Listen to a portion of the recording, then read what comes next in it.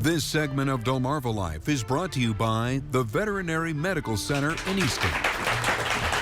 Well, before the break, we helped get your kiddos with 2 feet ready for trick-or-treat. Now let's help those who have 4 feet. Yes, of course, we're talking about those fur balls. Here to help us make sure Fluffy and Fido are safe and sound as we celebrate is Dr. Elizabeth Bruce, the medical director with the Veterinary Medical Center in Easton. We're going to have some fun. Yeah, we are. Thank you for joining us this afternoon. Great to be here. So what we're going to do is we have this green pumpkin here, and it has some I guess you could say questions in it, and we're going to draw from it, and each note says either terrible or treat, and then you're going to explain why. So, sure. So to get an idea, Corey, why don't you draw the first one? All right. Terrifying. Yeah, it says terrifying up front here. It's strangers at the door. Oh, terrible, terrible, terrifying. A lot of people come to your door dressed in strange costumes, and a lot of times the pets just don't recognize that this person behind there is somebody who is actually a friend or foe. Right. And also, those people open the door, you open the door, your pet can scoot out, and the next thing you know, your pet's gone, lost, or worse yet, hit by a car. Yeah. Which would be obviously terrible. Didn't even think about that one. Okay, you want me to draw one? Yep, you're This, right. by the way, over here is Noelle, and is she asleep? No. She talks. You just have to understand that's her way of talking. She wants probably one of the treats in the pumpkin. Okay. I'm guessing. Okay, this one's terrible. We just had terrifying, and this one's terrible. Oh, Halloween decorations. Yeah, I have a few in here. You know, some of our pets love to chew things that they shouldn't. They like the way they taste, or they like the texture of them. Perfect example would be those little eyeballs. Oh, yeah. You know, another one is this stuff cats love. Oh, yeah. Okay. Which we have all over. And if this gets eaten, it gets wound around things, and it can get stuck and cause actually an intestinal foreign body. And my little spider friends here, you know, they're nice and chewy and soft, and they can also be ingested. And that is the artificial spider web that a lot of people artificial will string. spider webbing. Yes. Yeah. Okay. And it tends to get blown all over the house and ends up everywhere, and yeah, it's a mess. Okay. And now we have treat, a pumpkin. Oh, pumpkins are great. They're full of fiber and nutrients. I'm not really a great cook myself, but you can just get canned pumpkin. And I have a recipe in here if you guys are interested, which is for pumpkin peanut butter treats. For our cats, for our dogs? For dogs, yeah, Or really cats? good. Cats, my cats would probably eat it. They probably eat it too? Yeah. Okay. And it looks like you have some tips for us. We have some tips for protecting our pet.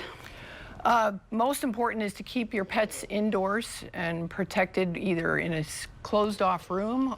Some pets get so anxious with strangers coming to the door, they may actually need a calming supplement. You can check with your veterinarian. You want to make sure your candy is hidden away. Everybody knows what toxic things for dogs. One is chocolate. They are, milk chocolate's not so bad, but baking chocolate is the worst. Is and it can cause real serious issues with your pet. So if your pet consumes that chocolate, you'd certainly want to call your veterinarian. What about not eyeballs, but people use white grapes as eyeballs for Halloween. Are grapes dangerous Grapes for are dogs? toxic. Grapes and raisins both can cause kidney failure. Very good.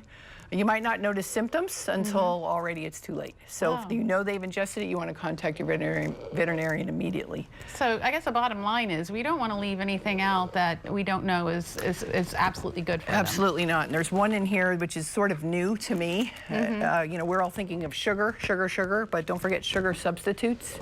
Xylitol is in some of these sugarless candies and gum especially. Xylitol is yummy for us, but in pets, they see xylitol as an actual sugar. So they make a big insulin response, and they can have real hypoglycemia from that, and that is deathly. So any sugar substitute's not so great, and pets, of course, just don't handle sugar the way we do, and they should be kept away from them. Dr. Elizabeth Bruce, thank you so much You're for welcome. coming in from the Veterinary Medical Center. My wicked cute dog, Noelle. And Noelle, yes. Thanks for joining us, Noelle. All right, if you would like to read more from the team at Veterinary Medical Center in Easton, just go to our website, delmarvalife.com. So you know how to protect your pet this Halloween, but what if you don't have a furry friend to look after? Well, we're going to take care of that right now. Delmarva Life Sydney Whitfield is in the studio with a few furry friends that need a loving home. Sydney, those fur balls look cute and quite festive. Corey and Lisa, how cute are my friends here? I've got Erin Balsamo, the Executive Director of the Humane Society of Wicomico County, and we've got just some cuties right here. Can you tell me about the one you got here? Sure can. So this is Goofy. He's about 4-month-old pit bull mix. He does live up to his name. He's not acting too goofy right now, but he is quite the goofball. Oh, absolutely. really? Oh. But he's a very good dog. Okay. So he's been with us for a little bit now. Like I said, he's about 4 months old pit bull mix. Awesome. And then tell me about this one right here. And then this is Presley. She's about 3 months old. She is a lab mix. Okay. She came into us as a stray animal, and as you can see, she did have a birth defect on her one leg Right there. here.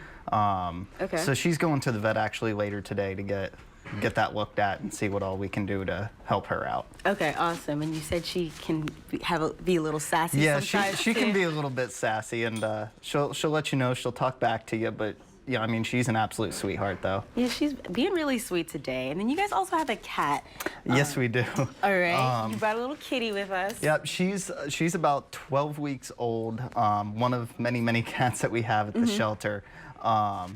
And she's, your typical playful little 12-week-old kitten, but she does like to just kind of lay around and hang out as well. So she's a very good cat. Yeah, and you were telling me that you guys had many cats and a lot of different dogs. We're full up on cats. We're full up on dogs. I mean, we're full, as full as we can get. So if people want to come over and, walk the dogs, or even just if they're interested in adopting one, how do they get a hold of that? Well, they can come to the shelter. Our address is 5130 Citation Drive.